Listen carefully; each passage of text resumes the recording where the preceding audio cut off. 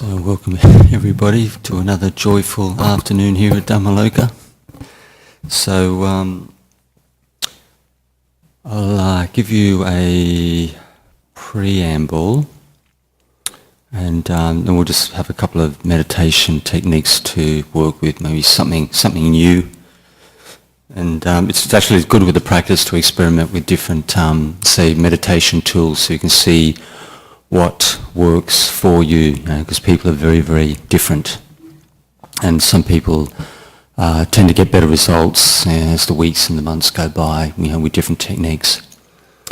So with the main preamble,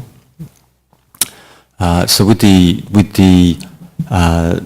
meditation process in itself. So if you look at the big picture, your personal experience, one of the essential principles is, you really need to get to know yourself, get to know your likes, dislikes, your weaknesses, your strengths, personal preferences, views and opinions and whatnot, because all these mental energies and forces in the mind essentially are going to, if you're really aiming for real, say, peace of mind, freedom from worry, concern, stress, or anything you can possibly think of involved on the level of mental proliferation. That's going to slow you down or obstruct you. So if you look at the scope of your life. And naturally people meditate for different reasons. Some people meditate to reduce stress. Some people are very spiritual. They're interested in wisdom or awareness, developing good relationships with other people, increasing their patience and tolerance. This kind of thing is many reasons why we start to practice. And naturally there's many effects when one actually develops the meditation over many months, many years, and people, they tend to, even after several weeks, one's family members can see the change in one, even if one feels that one's getting absolutely nowhere with the practice. The people around you tend to have a more, a more subjective perception of you as far as the change in your character. So if you look at this business of those things which actually slow you down in the practice, which are a hindrance, which are maybe a difficulty, an obstacle, that it all comes back to, it's largely one's feelings which drive the thought process. It's all, if you look at the four elements of the mind, feeling, perception, sankharas, which is like mental formations, this ongoing thinking, proliferating process, mind process, and the conscious awareness of that. So largely one's feelings, if you're talking about tangible things, that you can relate to, it's largely your feelings which drive your thoughts and thinking process. Because if any of you were very, very cool customers, you could essentially shut that down very, very quickly, within the space of 1 or 2 minutes, and into very, very deep meditation. But for the vast majority of us who are very emotional beings, we have our loves, our hates, our desires, our aversion, all these different moods and feelings, thousands and thousands of moods that we go through. That essentially we need to tranquilize all that in order to attain to very deep states of meditation and tranquility. Because you need that tranquility as a basis. If your mind is absolutely racing, one has very, very strong feelings that it's going to obstruct one from actually seeing clearly, to see oneself clearly and the people around us and the world we live in. And one of the reasonings is that you can have very highly intelligent people in government, in the military, in science, and different areas of society, And if these people have a very, very strong sense of self or worldview, that they essentially, their wisdom faculty, it's going to be impaired to a degree. And you can be highly intelligent, but if one's emotions are very, very strong, it's going to colour, it's going to filter your personal experience. So what we're aiming at is essentially to over time to cool the mind and tranquilize these very, very strong feelings, the excessive thinking, and become skillful with the practice and develop this say like ongoing peacefulness, which is usually in the background of one's mind on a day-to-day basis. So an easy one to work with is we'll do the this one gets quite good results. The reason why I'm currently spending quite a bit of time on the anicca, perception of anicca with different things, different dhammas, different objects in nature, mind states and whatnot. Because when you look at the Buddha's teachings, and especially in the suttas, that you see this time and time again, that the Buddha encouraged people to contemplate the impermanence of their personal experience. And the reason you do this is to maximize the letting go, maximize the detachment, minimize the clinging to mind and body. So what we'll do is we'll work on, this is just one set, four elements, the changeable nature of the four elements that we have inside this body, that we see in this universe, the earth, wind, water, fire. So the way we do this one is we use a comfortable, and a fairly narrow but a comfortable focus on the feelings around the mouth, as we'll incorporate this with the breath meditation, deepen the tranquility, focus on the feelings around the mouth, and that's quite a comfortable zone for most people. It doesn't give them headaches or too much tension in the face, and then you can induce the tranquility a bit faster than using a very broad focus, and like focusing on the chest or the abdomen. And the way we do this is focus on the feelings around the mouth as a precursor to the breath meditation. You're actually locating the conscious awareness of the breath by focusing on the feelings around the mouth, and naturally you're going to feel the breath on the periphery of that small focus of awareness. And then while we do this, we'll use these four mantras. Earth, to keep it simple, earth is changeable. So the way you do it is as you breathe in, focusing around the mouth, breathing out, earth, and then breathing in, leave a space, breathing out is changeable. Breathing in, leave a space.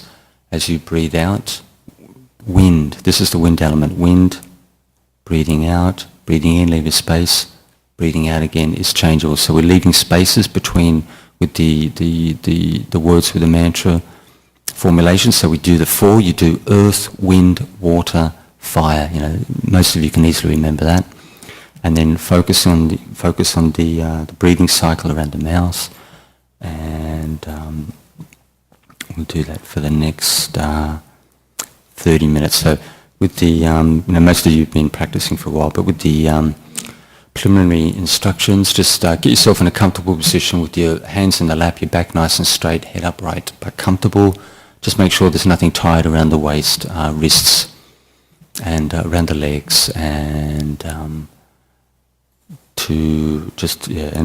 make a start with that, focusing on the mouth, and with those four mantras, earth, wind, water, fire, for the next 30 minutes.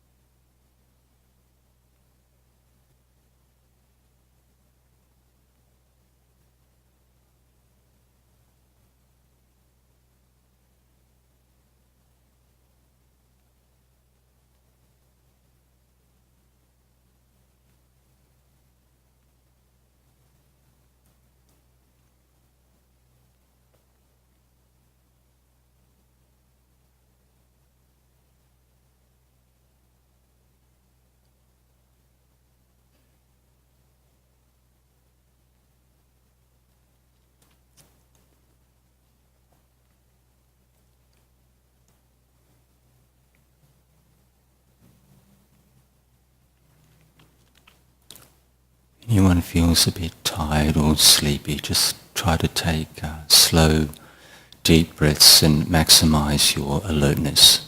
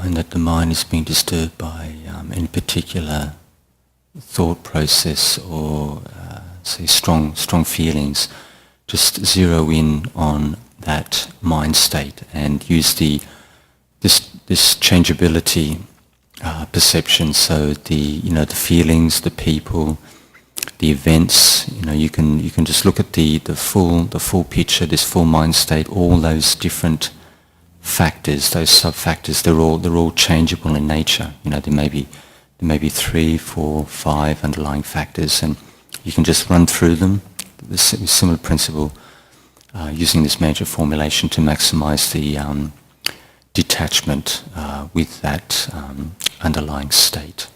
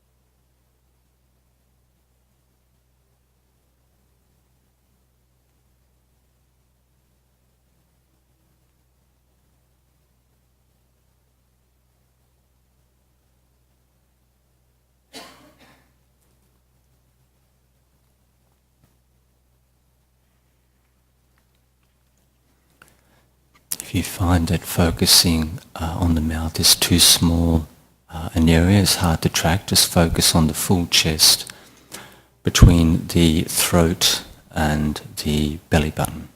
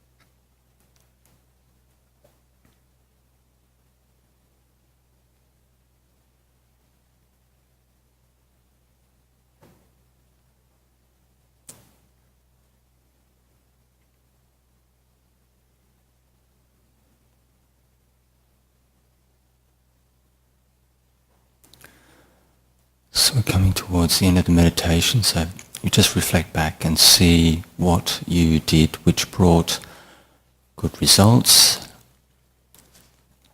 And I'll ring the gong 3 times so you can open your eyes when you're ready.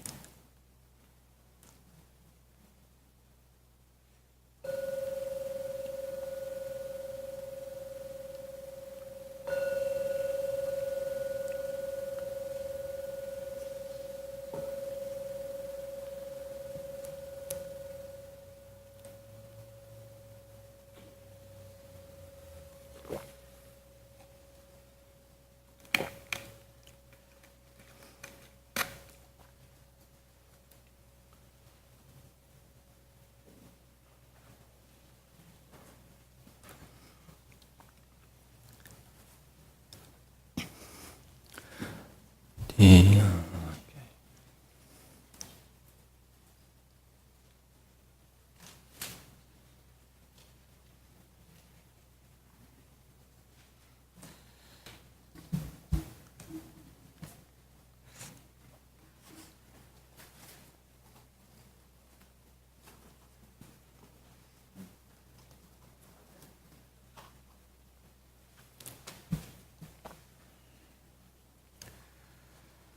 Okay, during meditation, a lot of old memories like pictures and emotions kept coming up again and again.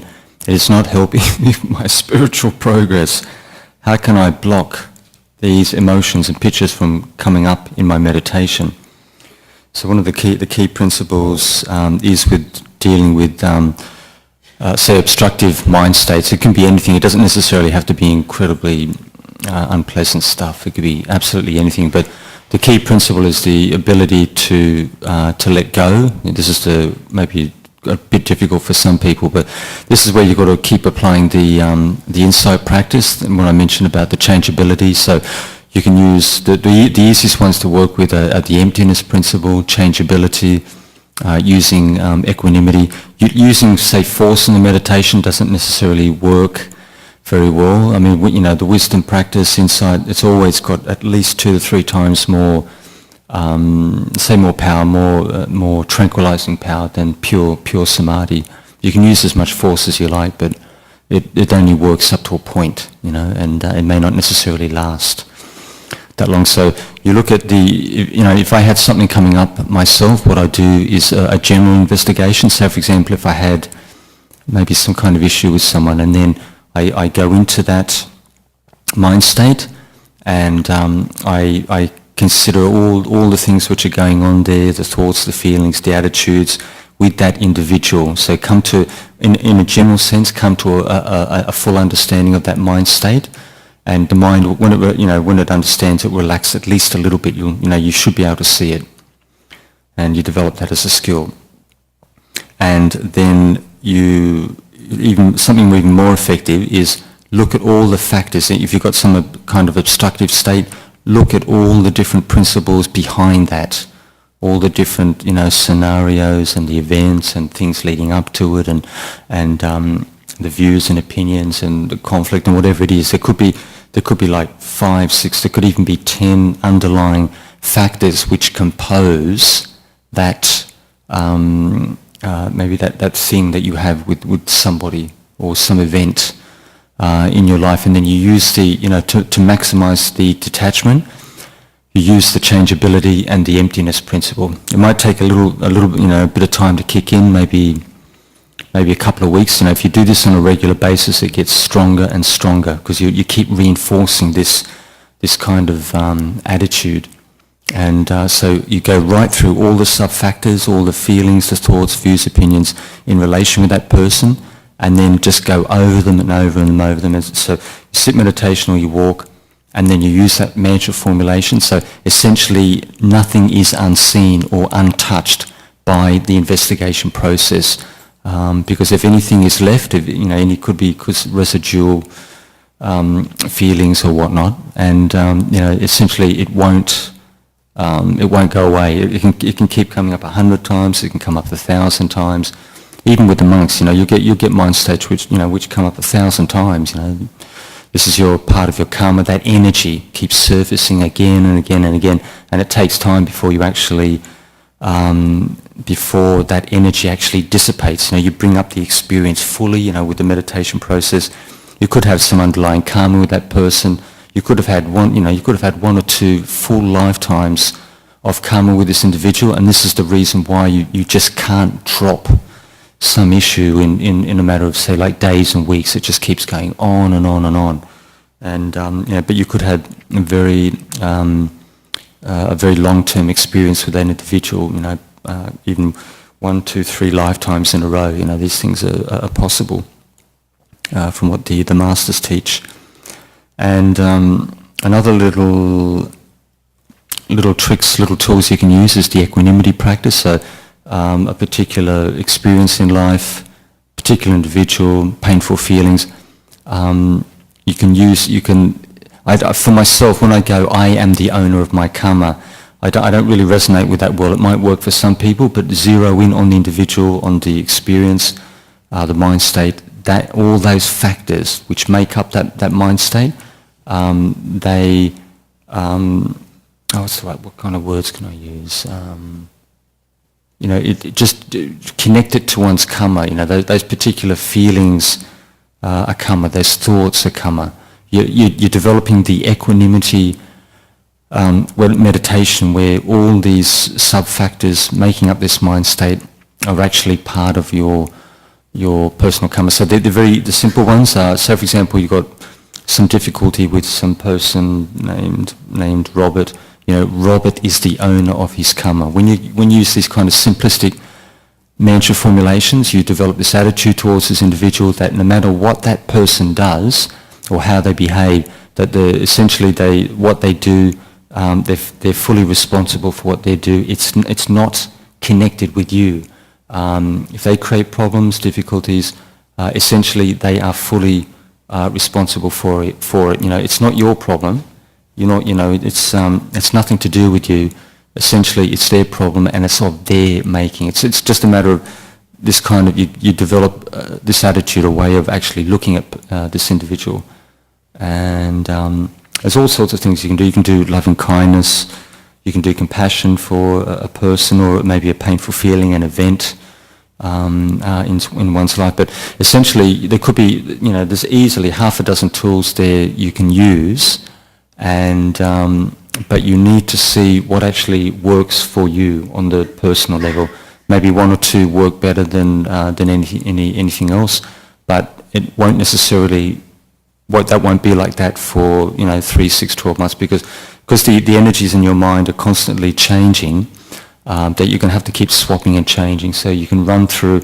If somebody's really traumatized, something very, very heavy going on, you give them 6 tools to work with. Maybe in the space of an hour, you spend 10 minutes on each tool, each meditation technique, and then you see what gets the best results. You stick with that, and when it starts to fade away, when it loses its oomph, you keep mixing and matching.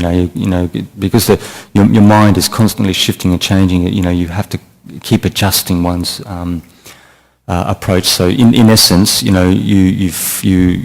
have a number of tools you can use, and then you use them to the best of your, what actually works for you, which brings good results. Do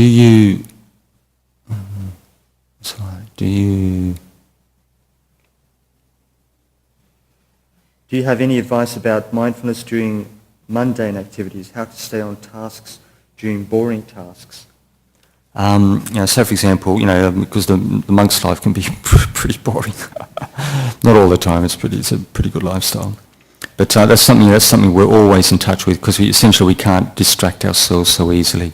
You can get into books and files and little projects and stuff like that, but there's a limit. It's nothing like the world where it's just endless stuff. But one thing I find, if I was in that kind of situation, developing mindfulness with mundane activities, that the classic ones I do is just keep your eyes in a very, very relaxed way. Whatever technique you use, you do it in a very relaxed way, and keep your eyes on absolutely everything you do. When you're out in the back garden, naturally when you're driving the car, looking after the kids, doing this, doing that, cooking the meal, just a very, very relaxed way. Keep your eyes on absolutely everything you do, and then you develop this very it's like the attentiveness, this very relaxed attentiveness. And you may think that it's nothing, but when you do this for 16 hours a day and you do it 7 days a week, I mean, it really kicks in. You do it for a couple of days, and you will see your awareness and the mindfulness sharpen just with this very, very relaxed approach. And other little methods you can use is you use a mantra, very simple mantra. Could be happiness, peace, joy, bliss. And in the beginning, just so it's within a safe range, you just do it once, maybe every 60 seconds, right throughout the day and night, 18 hours a day. And it's the kind of spaciousness. The format is spacious to the point where you can do absolutely anything. You can drive your car, you can use a chainsaw, you can engage people, you can run your company, and intellectually it doesn't slow you down. You can still function, you can still think and remember at full speed. This is what I mean by this kind of spaciousness. If you feel absolutely no effect whatsoever after 3 or 4 days, and then drop it down to 45 seconds, 30 seconds, but where the real focusing power is, you do it all day. You do it all day and half the night, in a way which actually suits you.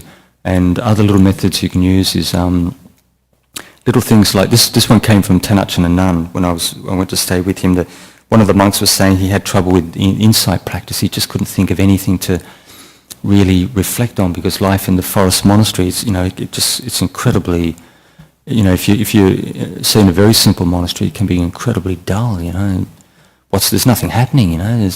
Fair enough, I get different thoughts, feelings coming up, but so what? And so what he encouraged him to do to sharpen his, because he was reasonably, I wouldn't say not reasonably intellectual, that he had him actually investigate just continually his personal experience, and the objects around him, things like why do you use a sitting cloth? Why do we use a cup for drinking? It might sound very, very simplistic to you, but think about it. Why do you actually use a vessel to hold liquid? Why is a cup a certain size? Why does it have a handle on it?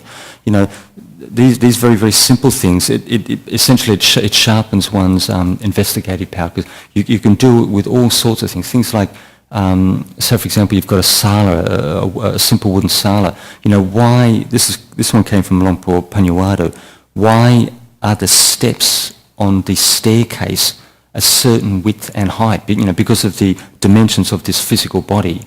And everything, the height of the ceiling, the length of the staircase, all the objects that we have around us. They're a certain size and shape.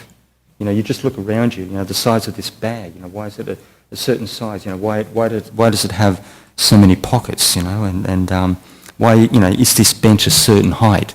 This might sound very, very simple to you, but you do this kind of thing on a regular basis, that the mind becomes very sharp, and you're increasing through when you look at the jhana factors, applied and sustained attention. You get energy coming up, which becomes joy, piti, and sukha. You get the real tranquilization effect when when energy starts to rise in the mind. So you're sharpening your intellect, sharpening investigation, increasing your peripheral knowledge, even if it's you might consider to be on a shallow level, but it's like putting together pieces of a jigsaw. So for example, your daily life, the objects around you, in your home, in your room, your living room, and you investigate that quite thoroughly. That you start putting these little pieces together, and then you put maybe 3 or 4 pieces together in a jigsaw puzzle, and you actually see more than you did previously. You get one piece, you can't see nothing. You put 3 or 4 pieces together, you start to see a sailboat, or you start to see a sunset, or something like that. So, you're starting to connect things together, and and what else could you do? Things like the charm practitioners, they focus on sound, and they sharpen their mindfulness by sound, by focusing on sound in a very relaxed way. So there's all sorts of little tricks that you can pick up. You can you can check PDFs on the web. You can get Dharma books and especially things like the ability to, because it's so fast. You can word search. Load books from the web. Things like different meditation manuals from different teachers, from different traditions and whatnot, and just word search and get all the different techniques, and then find out what actually suits your character, what works for you, on a day-to-day basis. But this whole thing with boredom, I mean, why do people get bored? They feel, there's nothing happening, it's not interesting. I don't really enjoy this. But you can work it, different ways with this technique, sharpen the mind, especially wisdom practice. People don't usually get very bored when they're developing wisdom in daily life. Most of the Buddhists and most people in general, even the Christians and even the Muslims, and they're interested in this type of mind process. Did anyone else have any questions at all? No? Okay, we'll finish up.